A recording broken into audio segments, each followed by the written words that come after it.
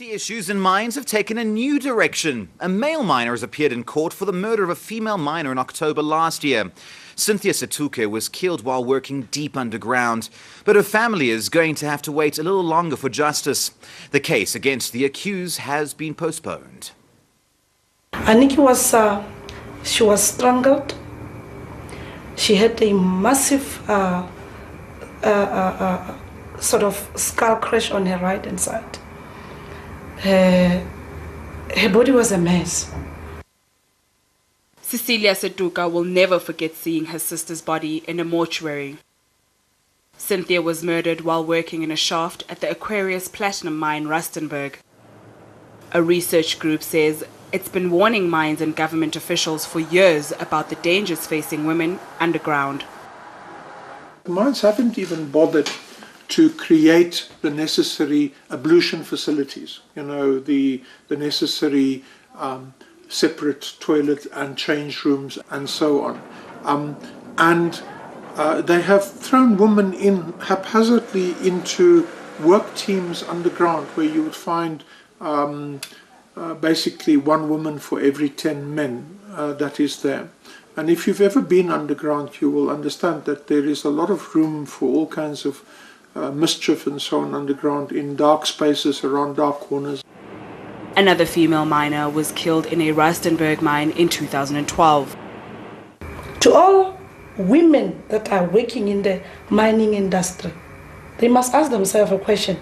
It was Pinky, it's not a long time ago. Now it's Aniki. Who is next? What is our government doing about that? Is the government only going to stand up if maybe the 10th woman will be killed underground? The Department of Mineral Resources says it has since issued a stern warning to mining companies. Any slight cut. The warning won't bring Cynthia back, but her family hopes that by speaking out, they can prevent more murders. To hear what the government and mining companies had to say about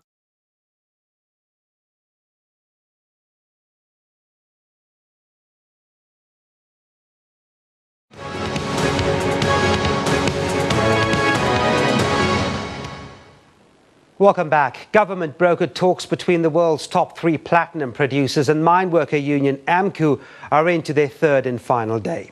The talks are aimed at ending a crippling strike in the platinum industry by almost 100,000 mine workers. Now, we heard earlier that AMCU members are gathering outside Rustenburg for a possible briefing on the negotiations.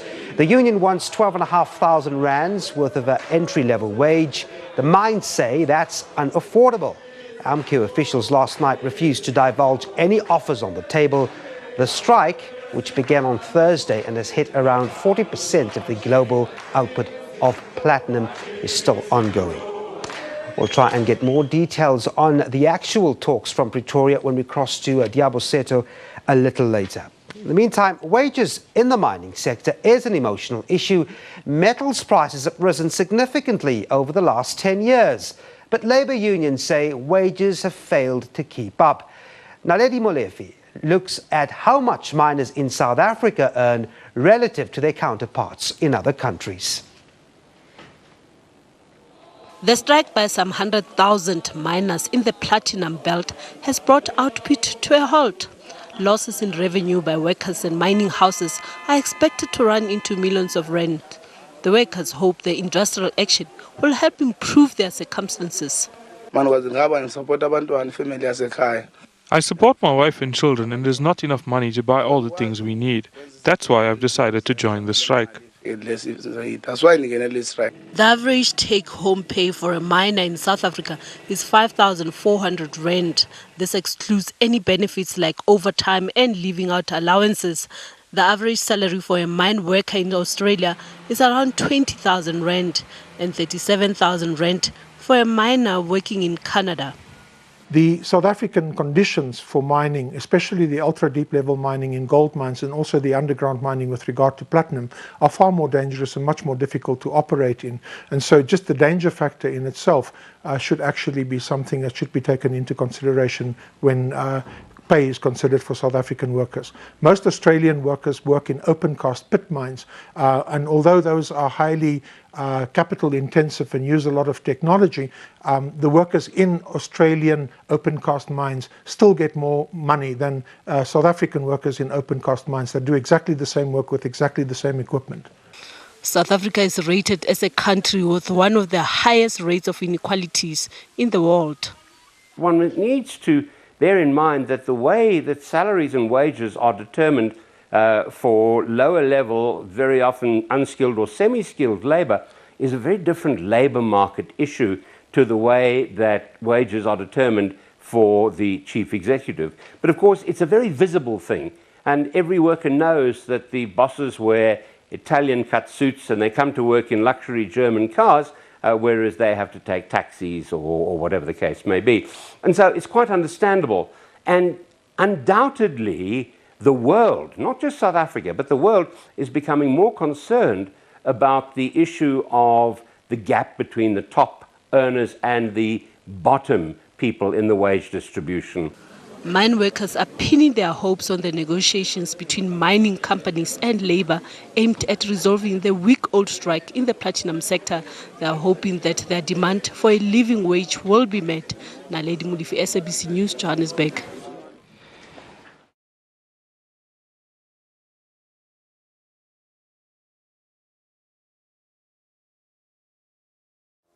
Meanwhile, the Benchmarks Foundation has released another damning report into the South African mining industry. It has been focusing on corporate social responsibility in the mining environment, and the latest report concerns the coal industry. The foundation says that workers face a hostile environment and unsafe and dreadful conditions. It says mining companies generally are flouting environmental, labor and social laws frequently and openly, and coal miners concentrated in Mpumalanga are no different. Well, South Africa is heavily reliant on coal to produce electricity. It's also a significant participant in global coal markets, with Anglo and BHP Billiton dominating. To discuss, we're now joined by the lead researcher for the Benchmarks Foundation, David van Wyk. Thank you for joining us, David. But before we get to your report, can we talk about this fear of job losses? So Harmony today, BHP announcing restructuring, it comes after Anglo Plat. And what the companies always say is that it doesn't necessarily have to lead to job losses if we sell mines, because the new owners could come in and do a good job.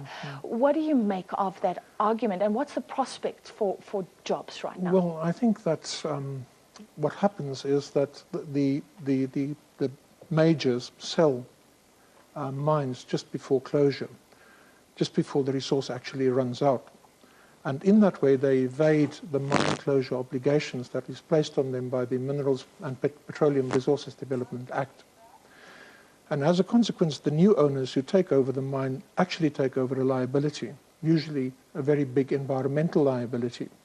Very often there's very little profitable reserves left, and very often you would have issues of acid mine drainage and so on emanating from those mines, and the new owners don't have the necessary resources to close those mines down properly. You would think they would do their homework. I mean... Well, you see, the thing is that I think in South Africa there's a problem in that there are many, many juniors coming into the market thinking that mining is a quick way to become rich and wealthy.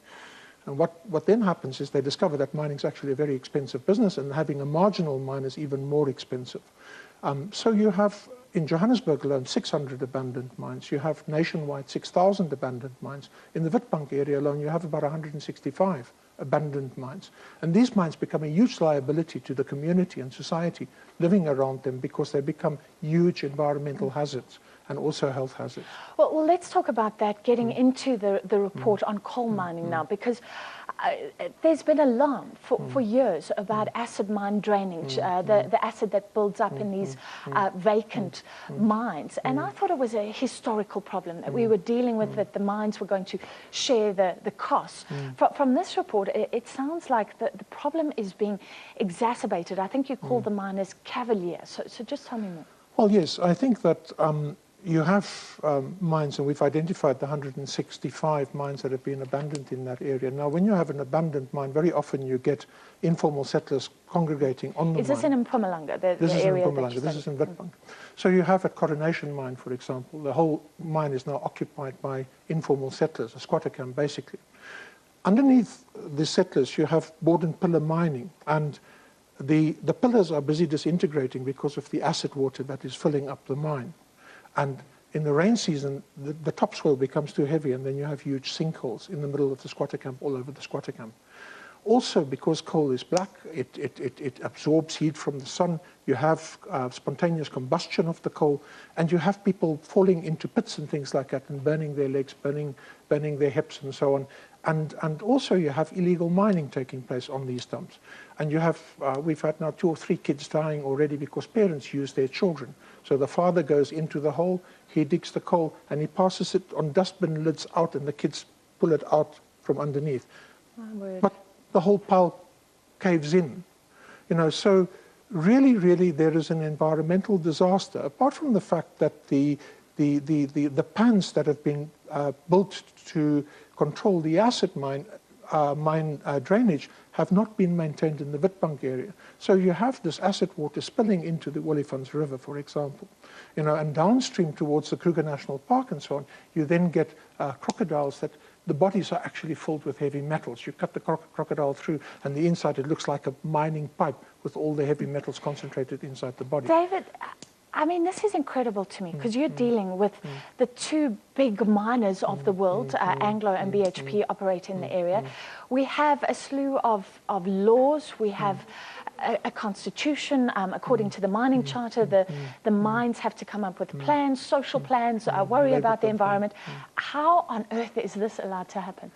Well, I think that in South Africa we have very good laws, but I think the application of our laws is not as good. And the reason for that is because we have, and we can name names and shame people as well, we have people who are senior politicians and senior civil servants and so on in various departments and so on.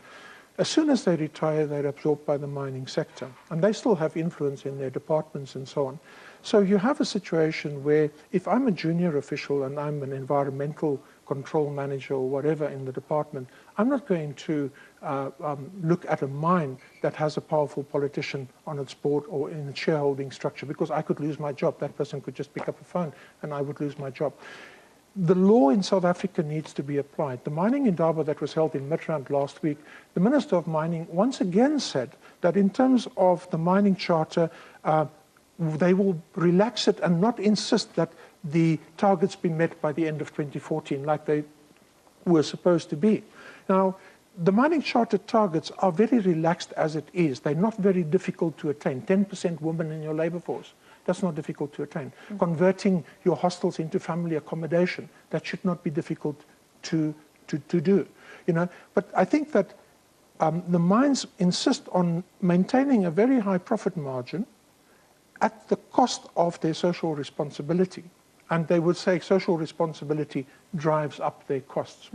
Now, the other thing which is very problematic in South African mining, the MPRDA has tried to open up the industry, but 5 companies are still responsible for 80% of coal exports, including Anglo and BHP Billiton. 87% of platinum exports, 5 companies, well, 3 companies. Gold, the same story. And unless we begin to address this skewing of the industry, and these very powerful companies that are there that walk away from their responsibility every time by selling the responsibility to people who are not capable of actually closing the mines properly, we are going to have these problems. Because we have that imperative to give new opportunities to new up-and-coming entrepreneurs, but it sounds like it's problematic. Well, David, this is such a minefield. I think we have to chat again. I hope you will come and join us again, but we have to leave it there. David van Wyk from the Benchmarks Foundation. And we do have some breaking news. Moody's ratings agency has downgraded South Africa's big 4 banks. It's put them on review for further cuts as well, saying there's a lower likelihood of support from the central bank to protect creditors after African banks' debt crisis. Moody's has cut by a notch the long-term local currency deposit rating for Standard Bank, Nedbank, Absa and FNB. And this is just incredible news. We were hoping that the African bank story would be contained, that this was a small bank dealing with a certain market in our country, but we saw that first there were concerns raised by Moody's around Capitec, now the big four banks, and I'm sure we can expect a lot of pushback from the Reserve Bank and others about that decision of Moody's just announced. Well, the Auditor General's office says it wants government and municipal officials found flouting financial laws to be taken to task. Deputy Auditor General Tsakani Ratsela says the implementation of punitive consequences for these offences will help to curb fraud and corruption in the public service. Ratsela was briefing Parliament's Standing Committee.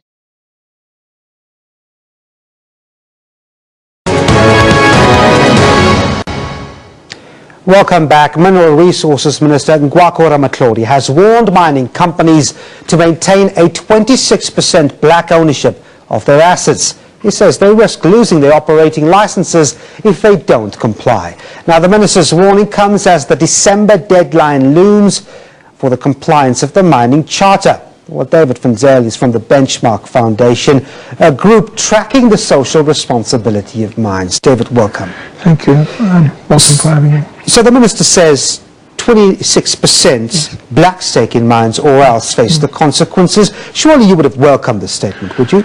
Yes, I think the Benchmarks Foundation welcomes the Minister's intention to regulate more effectively and to govern more effectively. This is something that is needed in the mining industry.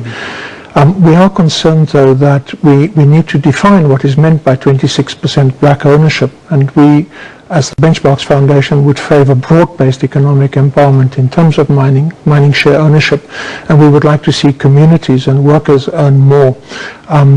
Own more in terms of the ownership of these BEE shares. At the moment the shares are very concentrated in the hands of very few people, so it is important for communities living near mines, and it's also important for the industry. If mining in this country is to be stabilized, communities living in proximity to mines need to see greater benefit. It's interesting you say that. I mean, the entire issue of equity, the mining company is saying 300 billion rand worth of equity deals have been passed over, completed. They say you cannot simply ask for more. What do you say to that? Well, I think that the mining companies made the mistake of giving the 300 billion to very few people, and that is where the problem lies. I think that if the mining companies were more circumspect from the outset in terms of how they distribute the 26% ownership, and look, the 26% ownership has been on the books for a very long time, since the beginning of the mining charter, and that is almost 12, 14 years ago now. So the fact that we haven't reached that target is for us a bit worrying, because people have had a long time to consider reaching the target. But we are concerned that the mining companies actually harvest politically powerful people from the elite in this country instead of empowering people. Yeah, let's talk about that December deadline. I mean, now companies are pushing to sort of get to the deadline. Some companies saying, well, we've already met most of what we asked for and we're done. But we are racing here to meet certain criteria, aren't we? There's a danger in that. Yes, there is a danger of unintended consequences in that. In that shares will go to whoever is first in line and whoever is most vocal about getting those shares. And we are worried that communities will be right at the end of the queue when it comes to that, and we will just repeat the same mistakes as we repeated in the first cycle of the mining charter. Now we have the minister also speaking last night about the mining company's commitment to hostels and staff accommodation.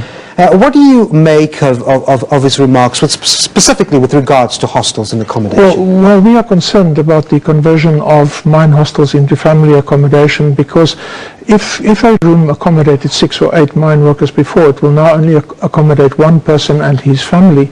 That means that the other 7 workers will find themselves in informal settlements surrounding the mines. It is really a problem that every mine in South Africa has in its immediate vicinity an informal settlement, which is a huge challenge for local government, which does not have the resources actually to accommodate those people. It's in fact an externalization of costs to the community and to local government.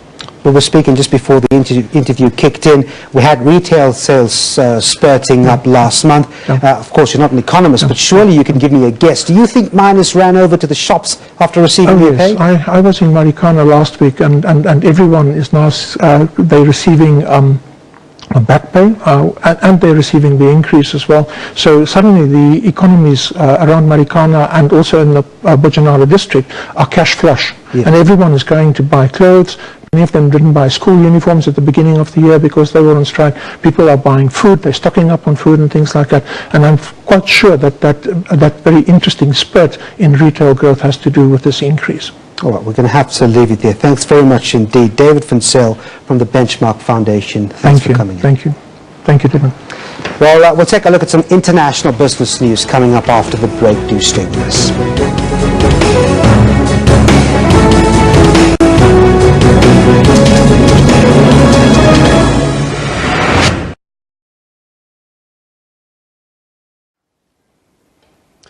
There's been no improvement in the living conditions of mine workers across Rustenburg's platinum belt in the northwest since the Marikana massacre 2 years ago. This was highlighted during the Speak Out Symposium organized by Sikhala Sonke Women's Organization at Marikana. Nkaneng informal settlement, the scene of a violent labor dispute in 2012. Glaring poverty, basic services including water, sanitation and housing are lacking. The women of Sikhala Sonke have now taken it upon themselves to challenge government and the mining companies on the promises made. There is still no change in Marikana since the massacre. We are expecting for this place to change, but there is no change at all. We are still living in the old ways. Benchmark's foundation says the plight of mine workers has been largely ignored. Most of the workers live in shanty towns, in tin shacks like we see around us here today. And if we just take the case of Lonmin in Marikana, over 27,000 of their workers, if their total workforce is still 30,000, will live in informal shanties. So living conditions are bad. On an inspection to Marikana, the Human Rights Commission found the living conditions at Marikana left much to be desired. We saw that people don't have toilets in their homes, that the toilets are far away, that I used a toilet this morning which was a pit latrine, and you know that with women and girls that's has often very serious health consequences. Government says there are plans afoot to improve the lives of these communities. There is currently a 3 billion rand housing project, and a road construction project is already underway at Nkaneng. Athlenda Mati, SABC News, Marikana. Questions are often raised about the level of accountability among the country's leaders, but a host of commissions of inquiries forcing them to answer in public. Many often subjected to unenviable cross-examination, part of the judicial system that strives to unearth the truth and call politicians to account.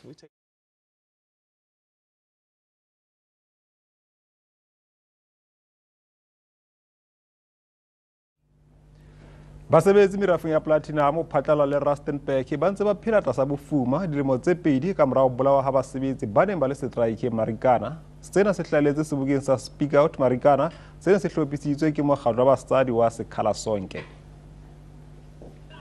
Motsana wa Nkaneng e ne ya reka 2012 gwa tsoga merusu go lehuma mme ga gona le ditirelo. Basadi bano ba ithaupile go samagana le dikgwetlo tseno. There is still no change in Marikana since the massacre. We are expecting for this place to change, but there is no change at all. We are still living in the old ways. Setheo sa Benchmark ba re badiri le baagi mo dikgaolong tsa meepo ba ikgatolosiwa ke puso. Most of the workers live in shanty towns in Marikana. Over 27,000 of their workers, if their total workforce is still 30,000, will live in informal shanties. So living conditions are bad. We saw that people don't have toilets in their homes, that the toilets are far away, that I used a toilet this morning which was a pit latrine, and you know that with women and girls that's has often very serious health consequences. Puso e kaile fa e betse thoko dibilione di feta 3 go tlhabolla Marikana. Athlenda Mati, SABC News, Marikana. boemo ba boikarabello go baetapele ka hare ho naha kgafetsa bo dula bo baka kgwao empa ho thewa dikomishene tsa phuputso ke moo molao o lekang ho fata nnete ho boradipolotiki hore le bona ba be le boikarabello. Jwale ha re bona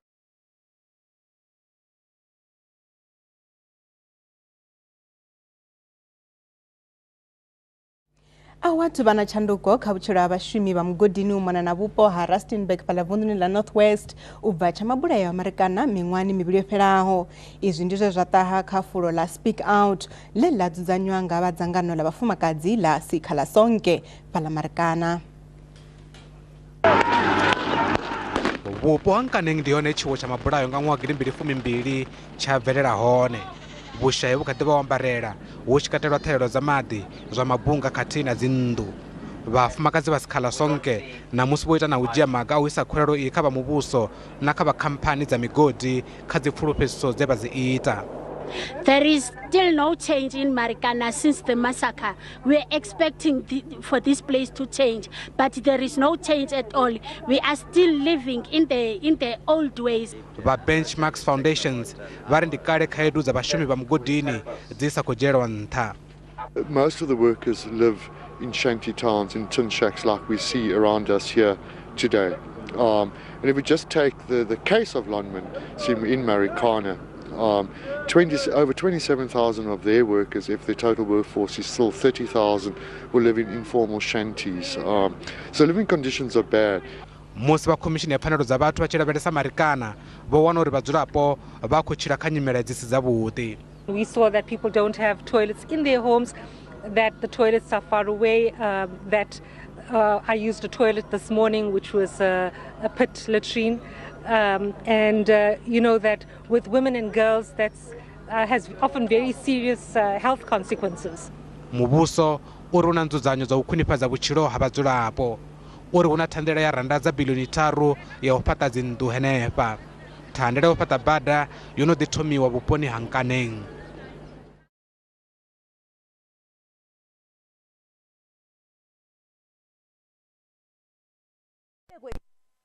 Zeli kunye nakwinkundla yamazwe ngamazwe ngaphambili umnumzana Ramaphosa uthe esisiganeko kufuneka sithathwe njengokusilela ngamaqela abandakanyekayo.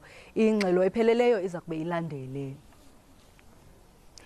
Kusenjalo akukho bungcono kwimeko abaphila phantsi kwazo abasebenzi mgodini kwingingqi yemigodi yeplatinum eRustenburg eMntla-Ntshona susela ngesiganeko sokubulawa kwabasebenzi mgodini eMarikana kwiminyaka emibini eyadlulayo. Ingingqi yamatyotyombe iNkanenge elithi afa leziganeko zembidano zazikhatshwa zezixholo-xholo kumcimbi wabasebenzi ngo-2012. Ibhalwe emehlweni intlupheko njengoko kungekho neenkonzo ezingundoqo njengamanzi, ugutyulo lelindle nezindlu. Amanini esikhala sonke aphuma ingqini ucela umngeni urhulumente neenkampani zemigodi ngokufezekisa amadinga. There is still no change in Marikana since the massacre. We are expecting for this place to change, but there is no change at all. I-Benchmarks Foundations ithi ibethwe ngoyabi imeko yabasebenzi mgodini. Most of the workers live in shanty towns, in tin shacks like we see around us here today.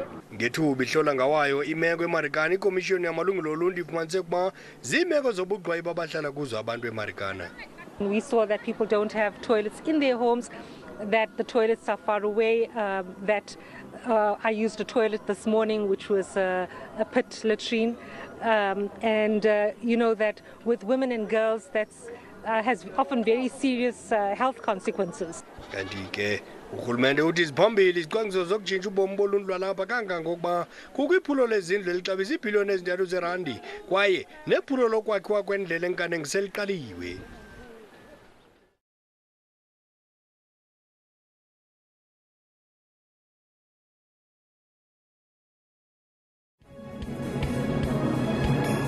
Shoneni nebekunene mngilani natinza abateswati lesitfula bukhoma la SABC. Sela ngelanga lelandvulela lelo lekwendeka ngalo sehlakalo saseMarikana kusethe lishintsho lolungaka emphakathini otimayini kuliyanzawo bantu labangamashumi lamane balahlekelwa timpilo tabo ngesikhathi bangenele siteleka lesingekho emthethweni imindeni leminyendi yalahlekela ngilabo lebabuke bona ngako konke. Lena imkhukhu yasenkaneng lekuyindzawo lapho kwasuka khona lidlame nga 2012 buphuya solo bume njalo kude emandi tindlu tangasese kanye tindlu tekuhlala letihlelekile.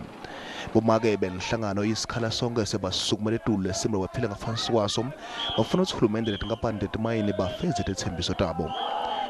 There is still no change in Marikana since the massacre. We are expecting for this place to change, but there is no change at all. We are still living in the old ways. The Benchmarks Foundation bathi isimo letiphila ngaphansi kwaso tisebenza semayini seqiselwe emehlo kakhulu. Most of the workers live in shanty towns, in tin shacks like we see around us here today. And if we just take the case of Lonman in Marikana, over 27,000 of their workers, if their total workforce is still 30,000, will live in informal shanties. So living conditions are bad. Labanye bathi kube lisiko lekukhulumisana liyahlonishwa kulelive ngabe sigameko saseMarikana azange sendeka. Ngibona ukuthi kufuneka kuba kube khona ukukhulumisana silalelane ukuba izidingo zabantu iziphi okufanele kuba sisebenzisane nabo ukuba impilo yabo ibe sesimeni esilungileyo nesifanelekileyo. Likomishana malunga yoluntu lithi isimo lokuphila ngaphansi kwaso abantu baseMarikana sivete kunyathelwa kwamalungelo abo. Tindlu lokungitona umuntu angeke aphile ngaphandle kwato letifana netindlu emandi tindlu tangasese solo kude. We saw that people don't have toilets in their homes, that the toilets are far away, that I used a toilet this morning which was a pit latrine, and you know that with women and girls that's has often very serious health consequences. Kusenjalo uhulumende uthi sekuvele kukhona tinhlelo lehloswe ngato kwenta ngcono impilo yabantu bakulendzawo. Sekunemklamo wetindlu lobita 3 billion amarandi kanti sekuvele kusetikwawo umklamo wemgwaqo enkaneni.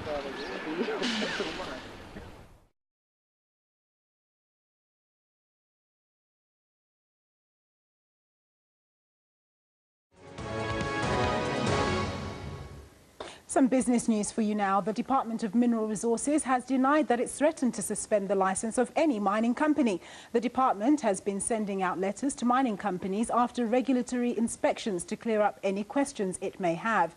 This morning, media reports said Goldfields was being threatened with closure because of lack of compliance on social and labour plans.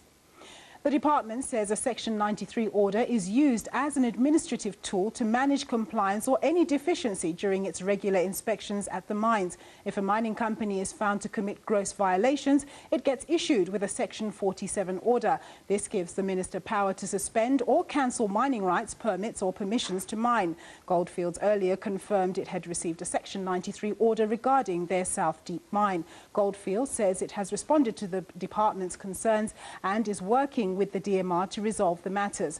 Benchmarks Foundation, which does research at mining communities, says companies not implementing labour and social plans is a common occurrence in mining communities. In order to get your license, you've got to have a social and labour plan. The social and labour plan might deal with roads that lead to the mine, not necessarily that are helping the community. They might lead to the building of a clinic to test mine workers' lungs capacity, but it will be promoted as if this is a clinic for the whole community, but it won't be located nearby where the community is. So then, other than them being very secretive, those that we have seen, they seem just to replicate each other. They're small little projects, build a classroom there, maybe build a little school over there, food garden here. They don't develop anything of substance back to these communities.